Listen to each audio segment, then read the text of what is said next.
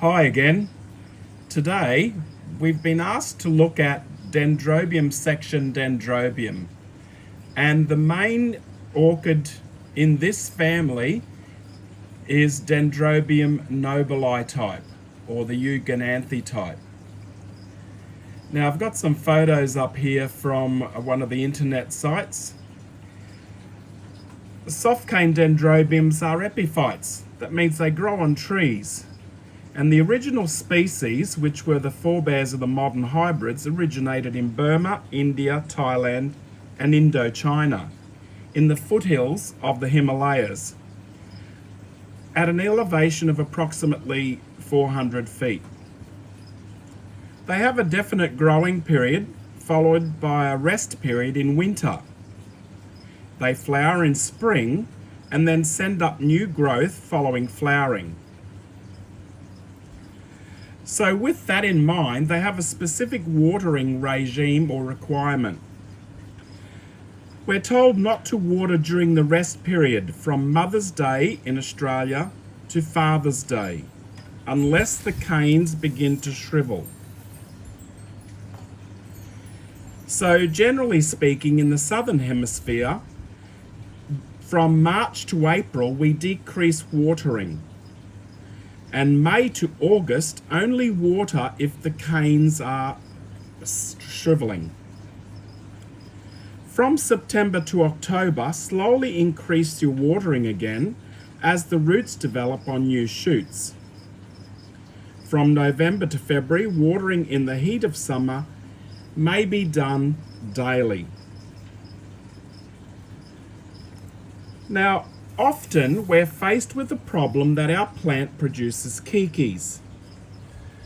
So here I have a plant.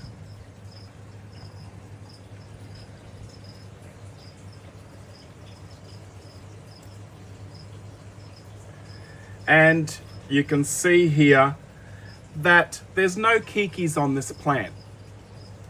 However, I've prepared one earlier, and here's a pseudobulb with a keiki hanging off it.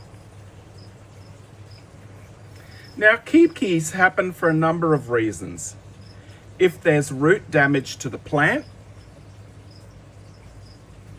if you fertilize during the rest period, if not given enough water for long periods and therefore the plant becomes stressed, or if the plant is located in too much shade, they will flower and keiki at the same time. If keikis are removed too early, they will stagnate for a long time, so they sulk. And keikis are best taken off after a year and when the new root growth for that year is over 3 inches. So having a look at that keiki, it's on an old bulb, and those roots are definitely over 3 inches. The other thing is, we like to take keikis off after they've got their second growth. So as you can see here, the keiki's got 3 growths.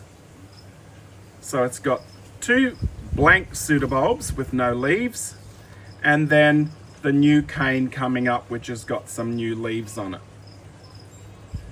And that's the best time to remove keikis. Don't remove or refrain from removing keikis when there's only a single growth. So if this happens, it's like I said earlier, for a number of reasons. So it's important that we follow their watering requirements, and we fertilize in spring when the new growth has started to develop and new roots appear. But start to fertilize with a low nitrogen fertilizer. And this should continue until mid-March here in the Southern Hemisphere. Fertilizing with high nitrogen will result in strong, tall growth and poor flowering. A word of warning, do not use slow release fertilizer pellets, because these will then continue to fertilize through the rest period of the orchid, and this is going to produce growths and keikis rather than flower nodes. So we do not want to fertilize during the rest period. Light's also important for this section of Dendrobium. Adult plants can be successfully grown in a 30% shade house in summer, but during the cooler months or our winter months, they can be grown in direct sunlight. And often, orchid growers hang these plants out on the clothesline on Mother's Day in May and bring them into a 30% shade house on Father's Day in spring, in September. This is their rest period, and it is however recommended that younger plants are given more shade. They don't like to be over-potted, so you can see the physical size. This is a young plant, and you can see the physical size of the pot is very small. Use as small a pot as you can, as they like their roots in a tight pot. They drop their leaves, so they are deciduous plants. So they will drop their leaves during the winter. And they need a low temperature during this rest period in winter to trigger the flowering nodes. This is an important reason that some growers hang their plants out in full sun during the winter, because once all these leaves come off, you'll end up with bare pseudobulbs. And having those bare pseudobulbs getting sunlight right to the base of the plant will mean that you're going to initiate flower nodes all the way up the bulb. So you'll get a better column of flowering over your entire plant. Some growers also believe in stripping the leaves back during this period, but we understand that hanging them out in bright light, perhaps on a clothesline out in full sun, the leaves will burn with the sun intensity and drop off, leaving us the denuded pseudobulbs during the cooler winter months with sun getting right through to the base of the plant, initiating all those flower nodes. So, how do we remove the Keikis? I'm just going to put my tripod up here so as I can then use both hands. And I've just got my secateurs in some sterilizing solution. So getting them out of the bleach.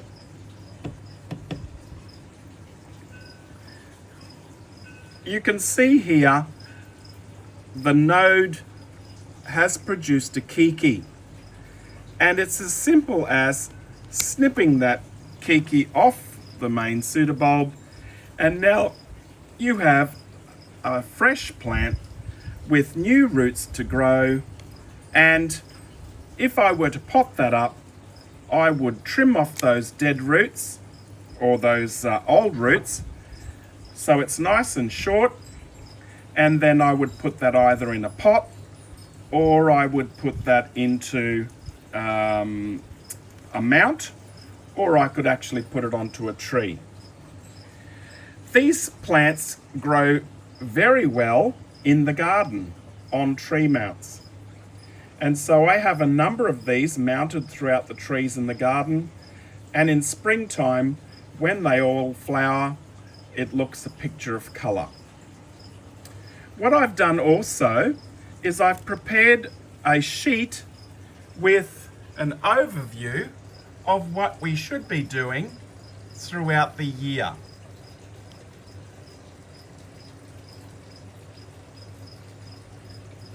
So what you can do there is you can stop the video and take a copy of that and have a look.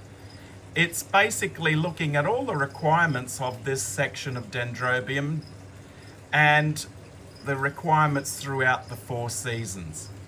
So I hope this helps with reducing Keikis on your mother plants and allowing you to have a good flowering on your mother plant. However, if you do have a problem with Keikis forming, knowing when to take those keikis off and how to take it off with sterilized secateurs so as you can pot them up to make more plants. Thank you for watching.